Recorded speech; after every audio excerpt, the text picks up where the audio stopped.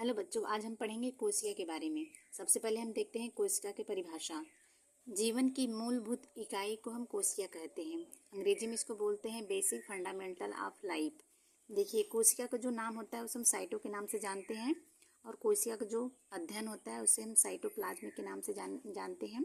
और कोशिका का जो फर्स्ट बार खोज किए थे वो रॉबर्ट हुक किए थे, जो कि मृत कोशिका थी 1665 ईस्वी में। और इन्होंने जो बुक का नाम दिया था वो था माइक्रोग्राफिया। और जो जीवित कोशिका के नाम दिए थे वो थे एंटोनियो वान और लिकुनहाल होक 1674 ईस्वी में। और इसका सिद्धांत जो है वो कहलाता है स्लाइडेन-स्वान सिद्धांत दिए थे।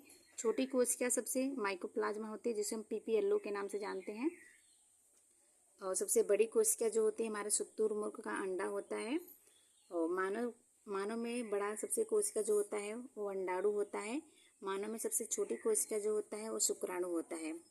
देखिए, मानव में लंबी कोशिका जो होता है वो न्यूरॉन होता है, और न्यूरॉन में कोशिका विभाजन नहीं होता है। सबसे तेज विभाजन कोशिका जो होता है वो लीवर होता है। लीवर एक बार अगर कट जाता है तो वो अपने आप पोज लेता है।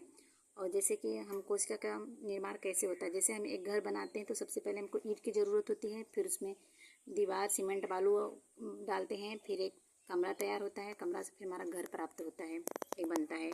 इसी प्रकार हमें कोशिका एक सेल की ज़रूरत होती है, फिर उसमें बाद ऊतक बनता है, ऊतक बाद अंक बनता है, अंक के बाद हमारा शरीर बनता है।